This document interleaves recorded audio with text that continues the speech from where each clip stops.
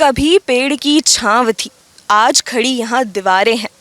जंगल उजाड़ कर कहते हैं कि ये तो विकास की रफ्तारें हैं। ये महज एक पंक्तियाँ नहीं हैं, आज ये एक हकीकत है। जयपुर का डोल का पहाड़ जंगल की हकीकत जो है, जंगल है जिसमें 2000 से ज़्यादा पेड़ हैं। 100 एकड़ का ये जंगल आज विकास के नाम पर उजाड़ा जा रहा है। आज यहाँ पर हालत ये है कि ये 2000 पेड़, अभी मैं आपको कवरेज करके दिखाऊंगी कि कितना ज़्यादा घना जंगल है ये और कितने ज़्यादा खूबसूरती, जो प्राकृतिक यहाँ पे जो चीज़ें हैं वो कितनी ज़्यादा अच्छी हैं। उसके बावजूद यहाँ पर जो है इमारतें खड़ी करी जा रही हैं। क्यों?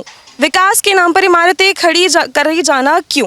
आप देख भी रहे होंगे कि मेरे पीछे जो ये है मस्जिद बनी हुई दिखाई दे रही है आपको, और ये जो जितना भी है ये कंस्ट्रक्शन तो यहाँ पर हो भी चुका है। इसके बावजूद अभी जो है यहाँ पे कई दिनों से जो है जयपुर के लोग और जो मुहिम इन्होंने स्टार्ट की है, जिसके तहत इस जंगल को बचाने के लिए जयपुर के लोग इकट्ठा शुरू हुए हैं।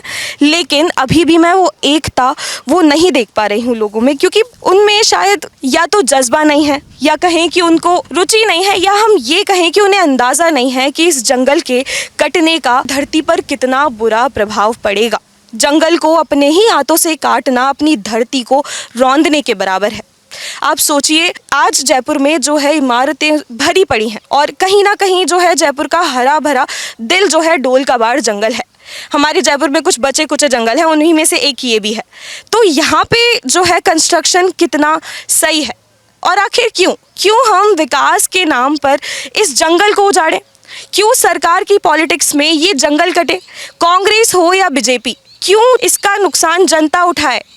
आज कुछ नहीं तो आने वाली पीढ़ी को क्या मुंह दिखाएंगे हम? किस तरह से जो प्रकृति है हम उसको अपने ही हाथों से नष्ट करने में लगे हैं। डोल का पहाड़ जंगल में 2600 से ज़्यादा पेड़ है। यहाँ पर 60 तरह की जो है प्रजातियाँ पाई जाती हैं, जिनमें से कुछ हमारे यहाँ की है तो कुछ बाहर की प्रजातियाँ भी इस जंगल में है।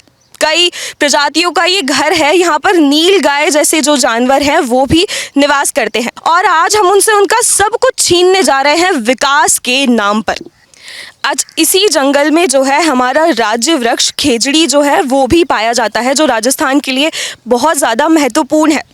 लेकिन उस पेड़ को भी जो है, अभी मैं आपको दिखाऊंगी कि एक जो खेजड़ी का पेड़ है हमारे राजस्थान का जो राज्य वृक्ष है वो भी किस तरह से टूटा पड़ा है, और उसकी जो महत्ता है वो भी मैं आपको समझाऊंगी और आपको दिखाऊंगी कि किस तरह से हम हमारे जयपुर को विनाश की ओर ले जा रहे हैं। और ये जो कहानी है ये जयपुर की नहीं, आज पूरी दुनिया की है, जहाँ पर विकास के नाम पर बेलगाम उपभोक्तावाद और जलवायु परिवर्तन जैसी चीज़ें तेज़ी से बढ़ रही हैं।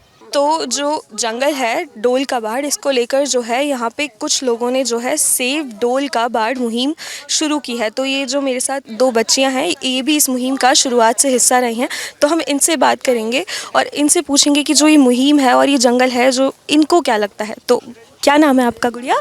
भव्या। और आपका? तमन्ना। तो क्या है डोल का पहाड़ फॉरेस्ट क्यों बचाना चाहिए हमें?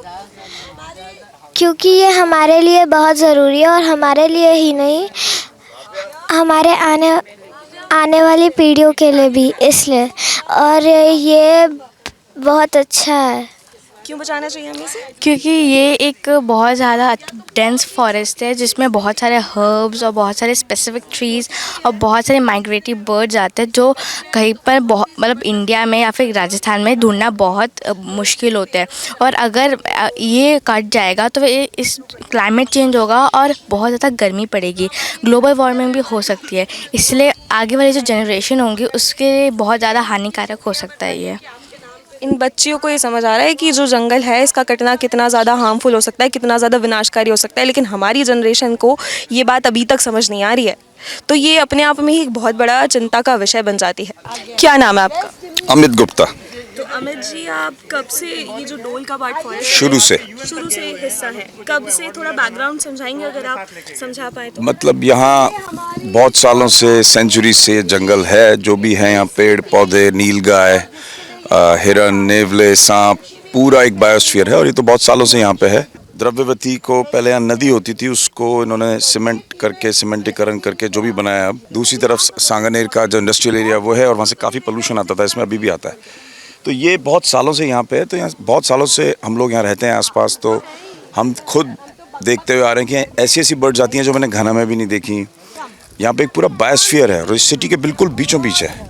हम यहाँ का जयपुर का ट्रैफिक, यहाँ का जिस तरह से कंक्रीटकरण हो रहा है, पेड़ कटे जा रहे हैं, तो हम देख रहे हैं। और ये लास्ट जंगल बचा है जयपुर में, शहर के बिल्कुल बीचों बीच। अब ये किसी विवाद में था, रीको के किसी केस में फंसा हुआ था बहुत सालों तक, इसलिए बच गया। ये पूरे शहर कंक्रीट के जंगल के बीच में एक छोटी सी लंग हमारी बची हुई है, तो उसको हम बचाना क्यों नहीं चाहते? क्या हो रहा है यहाँ पे? अभी मई, आज क्या है, 17-18 तारीख, आपको भी पता है पिछले एक महीने से भयंकर गर्मी पड़ रही है। जो गर्मी मई के अंत जून में पड़ती थी वो अप्रैल में पड़ रही है। आप सब जानते हैं क्लाइमेट चेंज क्या, किस चीज़ का नाम है। आप सब जानते हैं ग्लोबल वार्मिंग क्या है, मुझे तो बताने की आवश्यकता भी नहीं है। आपको भी पता है हिमालय में ग्लेशियर ख़त्म हो रहे हैं, हमारे रिवर सिस्टम्स ख़त्म हो जाएंगे, पानी ख़त्म हो जाएगा, पानी की त्राही त्राही मचने वाली है। तो अगर हमसे ऐसा लग रहा है जैसे ये इंसानों को काटेंगे। मतलब आज इस पेड़ को उगने में 25-30 साल लगे होंगे। मतलब हम लोग चाहते हैं कि सरकार जगे, क्योंकि हम देख रहे हैं कि हमारे प्रधानमंत्री जी और पूरे इंडिया में पेड़ों के प्रति प्रेम, लोग अब प्लांटिंग कर रहे हैं, लोग अब जग रहे हैं, क्योंकि अब ऐसी कड़ाके की धूप पड़ने लगी है। 40s में तो नॉर्मल है अब टेम्परेचर। जब हम छोटे थे तब जिस दिन 40 पार करता था उस दिन हेडलाइन आती थी कि आज 40 पार कर गया जयपुर, और अब तो 3-3 महीने तक 40 पार करके रहता है। तुम कैसे रहेंगे, जिएंगे? ये तो हमारे बच्चों के फ्यूचर के लिए है ना। मेरी तो उम्र निकल गई, लेकिन जो हमारे बच्चे हैं उनको हम क्या फ्यूचर देके जा रहे हैं? जो आप देख पा रहे हैं, मतलब किस तरह से जो है डोल का बाड़ कितना ज़्यादा इम्पॉर्टेंट है, उसका आप इनसे भी सुना होगा, मैं आपको कब से बता रही हूँ। तो क्यों जो है जयपुर में जो लोगों की कमी हो रही है और क्यों वो सेव डोल का बाड़ कैंपेन का हिस्सा नहीं बन पा रहे हैं, ये मेरी समझ से परे है। और सरकार, प्रशासन जो भी है, कांग्रेस, बीजेपी, अब बीजेपी गवर्नमेंट में है, तो वो क्यों जो है इसे नज़रअंदाज कर रही है? क्या नाम है आपका? कविता श्रीवास्तव। तो कविता जी, आप इस कैंपेन में कब से एक्टिव हैं और आपका थोड़ा बैकग्राउंड बताइए। आप एक्टिविस्ट हैं? मैं एक ह्यूमन राइट्स वर्कर हूँ और लंबे समय से महिला आंदोलन से हूँ। 2021 से इस कैंपेन में है। तो क्या है डोल का बाड़ फॉरेस्ट कैंपेन में जो है, मतलब किस तरह से ये जो जंगल है काटा जा रहा है, इसका थोड़ा अगर बैकग्राउंड? हाँ, तो इसको हमने नाम दिया हमारे आंदोलन का, सेव डोल का बाड़ फॉरेस्ट जयपुर। ठीक है, तो यहाँ पे बहुत लंबे समय से एक नेचुरल फॉरेस्ट ग्रो हो गया। ये सारी एग्रीकल्चर लैंड थी। 79 में एक्विजिशन प्रोसेस शुरू हुआ और किस्म बदली गई एग्रीकल्चर से इंडस्ट्रियल। और यहाँ सबसे पहले लेट 80s अर्ली 90s में जेमस्टोन पार्क का काम रीको ने दिया था एक पार्टी को। तो जब उन्होंने डिलीवर नहीं किया तो रीको ने उन पे पेनल्टीज़ लगाई और उन लोगों ने और कहा निकलो। तो वो लोग हाई कोर्ट में उन्होंने चैलेंज किया, वहाँ वो पार्टी जेमस्टोन पार्क जीत गई, ना कि रीको। तो रीको अपील में सुप्रीम कोर्ट चली गई 2013 में। ये 2 मामलों में इसी को लेके कि ये इंडस्ट्रियल लैंड है और इंडस्ट्रियल पर्पस के लिए ही यूज़ होनी चाहिए। तो पड़ी रही इतने सालों, उसके बाद भी 7-8 साल से पड़ी रही। फिर 2021 के बजट अनाउंसमेंट में अशोक गहलोत ने अनाउंस किया कि हम यहाँ पे world level, global level fintech park बनाएंगे, ताकि हमारे सारे सीएज जिनके बैक ऑफिसेज लंदन, न्यूयॉर्क में हैं, उनके बैक ऑफिसेज यहाँ भी बने, क्योंकि राजस्थान सबसे ज़्यादा सीएज इस देश को देता है। बहुत बढ़िया, हमने कहा हमें कोई झगड़ा ही नहीं है, लेकिन वाई है आप इसको कहीं और रीलोकेट कर लो। फिनटेक पार्क तो बहुत बढ़िया आइडिया, रीलोकेटेड एल्सवेयर। क्योंकि हम लोगों ने रिसर्च शुरू कर, जैसे ही अनाउंसमेंट हुआ हमें पता पड़ गया कि ये जाने वाला है, तो हम लोगों ने रिसर्च शुरू कर दी।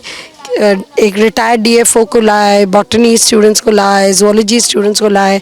हम लोगों ने पेड़ों के बारे में, श्रब्स के बारे में, हर्ब्स के बारे में, ग्रासेस के बारे में स्टडी किया। हमने चिड़ियों का पूरा डॉक्यूमेंटेशन किया, कीड़े मकोड़े का किया डॉक्यूमेंटेशन, और सब कुछ प्रस्तुत करते रहे सरकार को, प्रेस कॉन्फ्रेंस के ज़रिए, चिट्ठियों के ज़रिए, मिल के एमिनेंट लोगों को ला के हम करते रहे।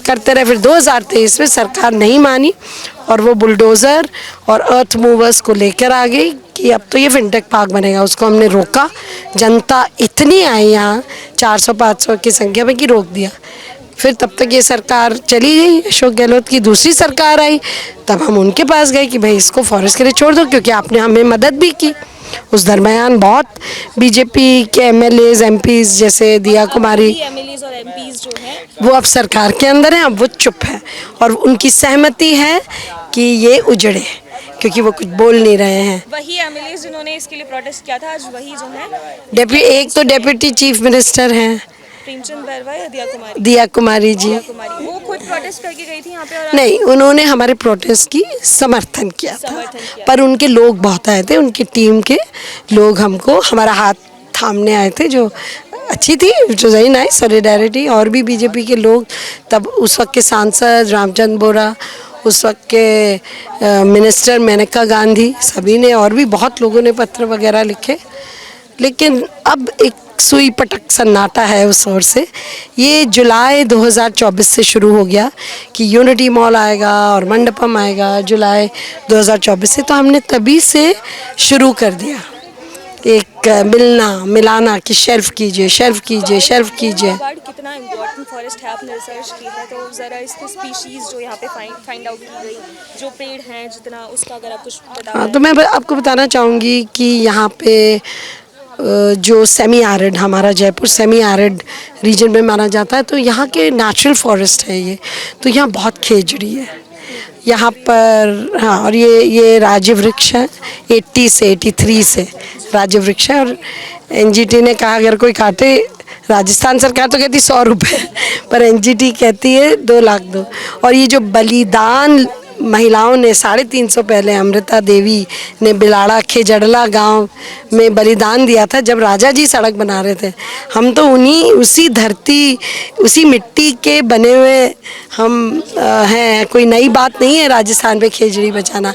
तो यहाँ खेजड़ी है, यहाँ पे बहुत नीम जो है बहुत ज़बरदस्त है, रोहिड़ा है, अरडू है, स्टेट फ्लावर है, तो रोहिड़ा है, अरडू है, आपके पास इतने अरडू हैं, ठीक है। और तरह तरह के बबूल हैं, सिर्फ जूली फ्लोरा नहीं है यहाँ पे, जो देसी बबूल है वो भी है, और एक ऑस्ट्रेलियन स्पीशी, 3 तरह के तो बबूल हैं। और इतने ज़बरदस्त हर्ब्स हैं जो मिलते भी नहीं हैं, शंख पुष्पी वगैरह वगैरह, बहुत सारे हर्ब्स हैं। तो आप इसको रिकग्नाइज़ नहीं करना चाहते हैं और आप कहते हैं ये तो झाड़, क्या लिखते हैं जब भी कि ये तो झाड़ है कुछ, आप इसको देखना नहीं चाहते श्रब फॉरेस्ट। आप आइए बारिश में, आपको ये हरा भरा हर पेड़ में इतनी पत्तियां मिलेगी, ये तो सीजनल चलता है। तो और यहाँ चिड़िया भी, इतनी तरह की चिड़िया आती हैं, माइग्रेटरी बर्ड्स आती हैं, पर ये लोग नहीं सुनना चाह रहे हैं। कोर्ट नहीं सुनना चाह रहा है। कोर्ट ने भी फैसला, हम लोग पहले गए थे, कोर्ट ने भी फैसला सरकार के समर्थन में ही दिया। तो अब तो जनता को लड़ना है। तो आपके ज़रिए हम अपील करना चाहेंगे कि बड़ी संख्या में जयपुर के लोग आएँ। ये एक अंतिम जयपुर की सांस है, इसको बचा लें तो हम तो बच ही जाएंगे, पृथ्वी भी बच जाएगी। इस वक्त हमारा और बहुत बड़ा एजेंडा है पृथ्वी को बचाने का। There is no planet B, there is only one planet, वो अर्थ है। तो हम अपने घर की मिट्टी को बचाएंगे, हम अपने इलाके के फॉरेस्ट को बचाएंगे और हम इस कदर पृथ्वी को बचा लेंगे। तो ये जो आप देख रहे हैं save Dholka bird forest campaign में ये जो लोग हैं भूख हड़ताल पर बैठे हैं, तो इनसे भी पूछ लेते हैं कि इनका भूख हड़ताल पर बैठने से क्या जो ये फॉरेस्ट है वो बच जाएगा। तो आपका क्या नाम है? मेरा नाम दीपक वाल्यान है। आप भूख हड़ताल पर बैठे हैं सेव ढोलका? हाँ, हम करीब 8 जी हम करीब 8 लोग आज भूख हड़ताल पे बैठे हैं।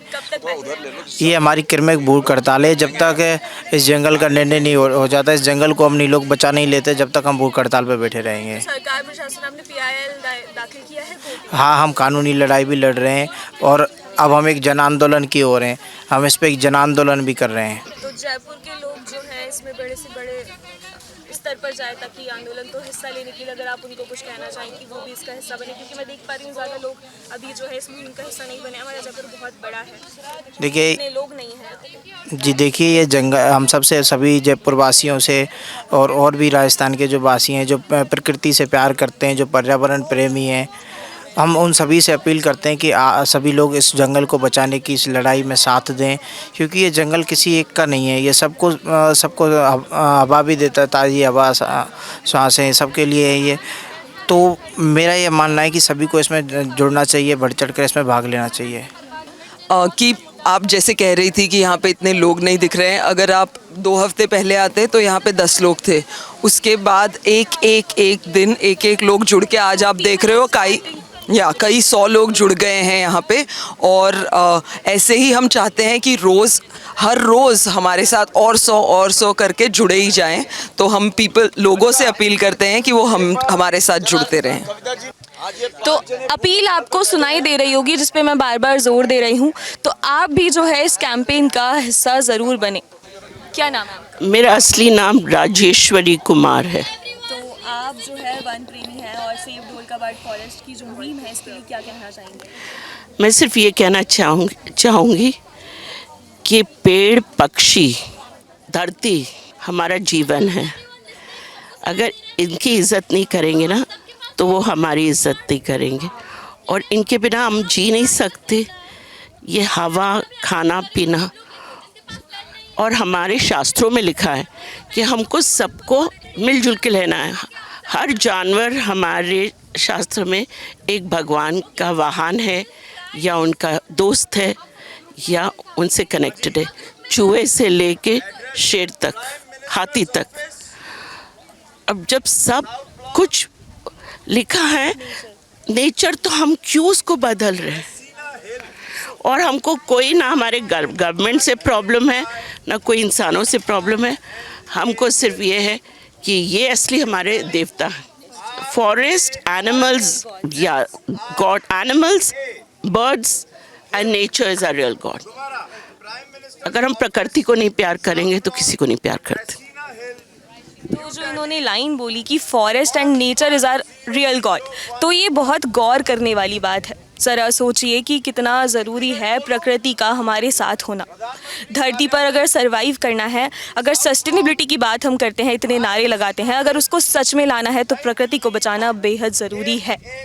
तो ये जो 2 लोग आप देख पा रहे हैं, इनको जो है अरेस्ट भी किया गया था, कुछ ऐसा हवाला देते हुए कि इन्होंने जो है गवर्नमेंट के काम में इंटरफेरेंस किया। इस वजह से जो है इन्होंने जो यहाँ का कंस्ट्रक्शन था शायद उसको रोकने की कोशिश की होगी, उस वजह से जो है इनको अरेस्ट तक किया गया था। तो आज हम इनसे बात करते हैं और जानते हैं कि जो ये क्या था। तो आप लोगों को अरेस्ट किया गया है? हम पीसफुली प्रोटेस्ट कर रहे थे, और फिर जब हम निकल रहे थे तब 3-4 पुलिस आके हम चारों को घेर लिया था, और फिर हमें दूसरे पुलिस थाने में लेके गए, बहुत दूर वाली पुलिस थाने में लेके गए, और फोर्सफुली लेके गए हमें। मतलब डिटेन किया उधर, और फिर 4 घंटे तक उधर ही रखा गया, और फिर हमें बहुत अनडिग्निफाइड वे में बिहेव किया गया। और that is something we believe is wrong, because we have been peacefully protesting. वही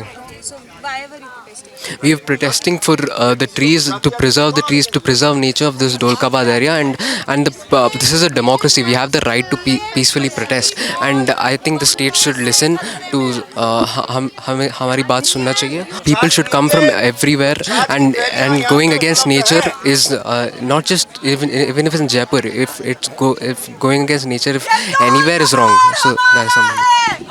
आप कुछ कहना चाहेंगे इस कैंपेन के बारे में? आपको भी अरेस्ट किया गया था? हाँ, हमें अरेस्ट कराया गया था। हमें यहाँ से जब ले जा रहे थे सारे लोग, तो हमें बिल्कुल भी अच्छी तरह से नहीं ले जाया गया। हमारा हाथ मोड़ा गया, गर्दन पकड़ी गई, और हाथ मोड़ के हमें हमारे पूरे यहाँ पे खून के निशान हो गए थे दोनों हाथों पे। गर्दन पकड़ के हमें जब ले जाया गया, हमने उनसे बहुत बोला कि हमें घर वाले, हमने कुछ भी नहीं करा, और प्रोटेस्ट भी नहीं था, हम सब ख़त्म हो चुका था हमारा। हम यहाँ से जो हमारे सामान था, जो पानी के बोतल्स वगैरह थी, हम उसको लेने आए। सारे 4 लोग थे, तो हम 4 लोगों को पीछे से पुलिस ने एकदम से उठा लिया। हमें पता भी नहीं चला हमें कहाँ लेकर जा रहे हैं। हमने उनको पूछा कि हमें कहाँ लेकर जा रहे हैं, हमें कुछ बता दो, ताकि हमें भी हमारे घर वालों से बात करनी है। ठीक है, हम एक कॉलेज स्टूडेंट्स हैं, हमें कुछ नहीं पता इन सब के बारे में, हम बिल्कुल नए हैं, तो हमें बहुत डराया गया।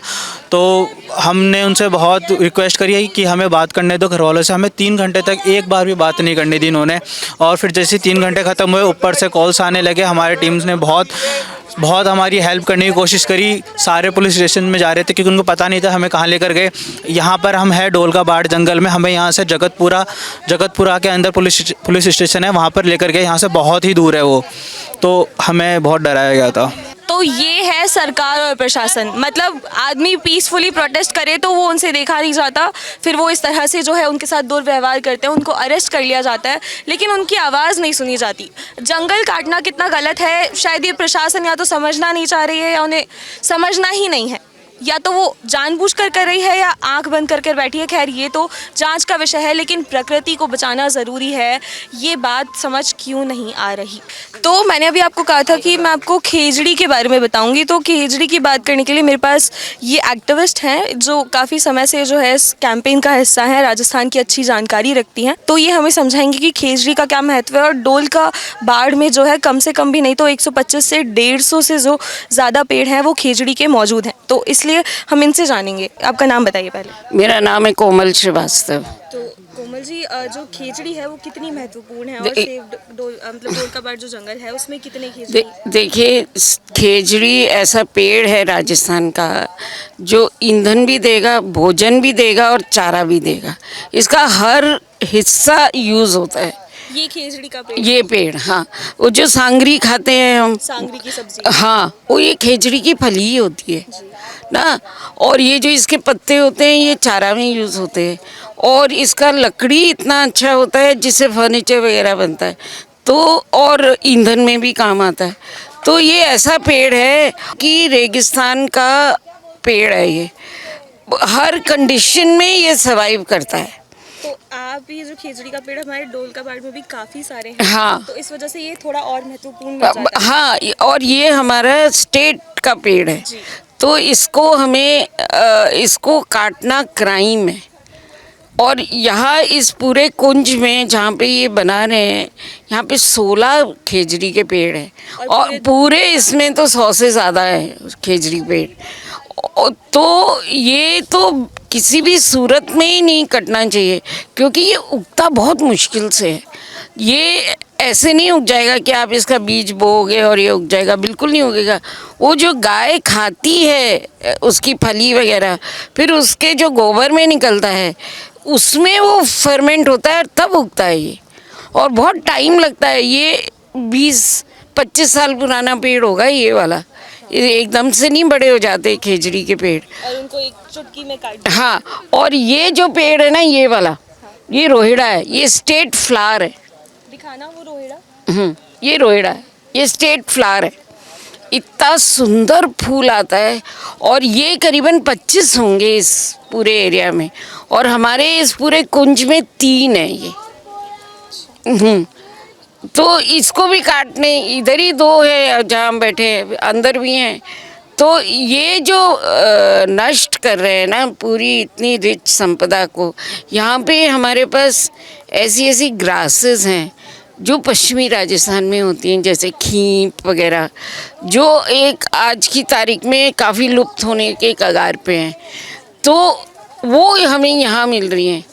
हमें एक लेमन बेसल मिलता है जो उगता ही नहीं है इंडिया में। नॉर्थ ईस्ट में मिलेगा आपको या इंडोनेशिया वगैरह में, वो है यहाँ पे। आप बारिश में आइए, मैं आपको दिखाऊंगी। अभी वो बिल्कुल, अभी वो बीज के फॉर्म में है ना। फिर यहाँ इंडिगो है हमारे पास, तुम्बा है, फिर करेंटी है। करेंटी होती है, वो बहुत ताकत देती है। गांव वगैरह में उसके लड्डू बना बना के खाते हैं लोग। उसको हरबला भी ऐसे ही, बला हरबला ऐसा भी बोलते, वैसे करेंटी बोलते हैं उसको। तो इतने प्रकार के यहाँ पे हर्ब्स हैं, इतने प्रकार की घास हैं यहाँ पे, जो हम पूरा नष्ट करना चाहते हैं। यहाँ पे 20 नीलगाय हैं ना, और नेवले हैं, खरगोश हैं, तरह तरह के सांप हैं ना, और वो सारा हम नष्ट कर देंगे एक ये मॉल बनाने के लिए। तो डोल का बाढ़ जो ये है जंगल, इसके बारे में ये जो मुहिम चल रही है सेव डोल का बाढ़ फॉरेस्ट, क्या कहना चाहेंगे इसको? मेरा कहना है कि नेचुरल जंगल है, इसको कटने से हमको बचाना होगा, और हम लोग इसके लिए भूख हड़ताल करेंगे। और आज हम भूख हड़ताल में बैठे हुए हैं, और आगे भी कंटिन्यू करेंगे इसको। और ये जो आपने देखा होगा यहाँ पूरी बातचीत के कि ये नेचुरल तक डेवलप हुआ है। 40 इयर्स तक रिको ने कोई ध्यान नहीं दिया इस लैंड पर। अब जब ये जंगल बन चुका है तो इसको हम चाह रहे हैं बायोडाइवर्सिटी पार्क बने और वन विभाग को देख करके इसको उसकी आगे कार्रवाई की जाए, है ना जी, मांग है मेरी। तो अभी हमारे साथ मौजूद है, इनका नाम वैभव है और इनको जो है राजस्थान की अच्छी खासी जानकारी रखते हैं। और जो खेजड़ी का पेड़ जिसकी मैं बात कर रही थी, जिनके बारे में अभी हमें कोमल जी ने भी बताया, उसके बारे में इनसे हम जानेंगे कि उसका क्या इतिहास है और वो कितना महत्वपूर्ण है, और उस लिहाज से जो देओल का बाट जंगल जो है ये कितना महत्वपूर्ण हो जाता है। तो आप हमें थोड़ा सा खेजड़ी का इतिहास बताइए। तो ये जो खेजड़ी है ना, बेसिकली ये अगर आप देखोगे तो जो मरुस्थल वाला एरिया है, जैसे जैसलमेर, बाड़मेर, सांचौर, जोधपुर, ओशिया, उधर की तरफ ज़्यादा मिलता है। और ये काफ़ी मतलब इससे बहुत सारे फ़ायदे भी हैं। इससे जो कैर सांगरी होती है वो खाई जाती है, उसकी सब्जी आती है जो काफ़ी कॉस्टली है इधर की तरफ। अगर आप जैसलमेर, बाड़मेर की तरफ देखोगे तो वहाँ पे खेजड़ी का ओरिजिन हमारे राजस्थान में कितना इम्पोर्टेंट है? उसलिए है क्योंकि ये एक ऐसा पेड़ है जो कि बहुत डाइवर्स इन्वायरमेंट में भी रह सकता है। अगर मैं बात करूँ तो अकाल आया था राजस्थान के अंदर, जो कि पूरी दुनिया को पता है। उस दुनिया ने देखा था कि क्या कंडीशन थी उस टाइम पे। तो खेजड़ी और बेर, ये दो पेड़ ऐसे थे जिन्होंने लोगों की जानें बचाई हैं, लोगों ने खाया है इनको, इन्होंने लोगों को अन्न दिया है, तो इसलिए इनकी महत्वता है। दूसरा, अगर आप देखो हिस्ट्री को उठा करके, अगर देखो आज से 100 साल पहले फ्लैशबैक में भी जाओ तो कंटिन्यू प्रोटेस्ट होते रहे हैं। अभी हाल फिलहाल में जोधपुर के ओशिया में प्रोटेस्ट हुआ था, उससे पहले चिपको आंदोलन खेजड़ी को बचाने के लिए हुआ था।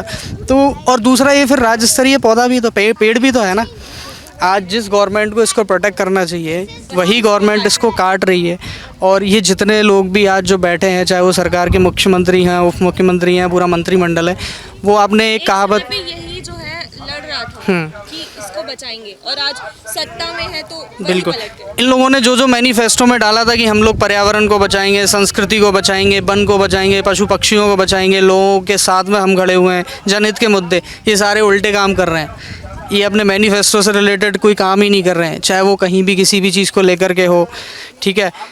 तो वो सारी चीज़ें गवर्नमेंट कर रही है। और गवर्नमेंट में अभी जितने लोग भी बैठे हैं, चाहे मिनिस्टर हो, चीफ मिनिस्टर हो, उप मुख्यमंत्री हो, आपने कहावत सुनी होगी बिल्ली के भाग से छींका टूटने वाला, तो वो चल रहा है। मुख्यमंत्री साहब को खुद को नहीं पता था कि वो मुख्यमंत्री बन जाएंगे, और वो अभी भी उस सदमे से निकल ही नहीं पा रहे हैं कि मैं खुद मुख्यमंत्री हूँ।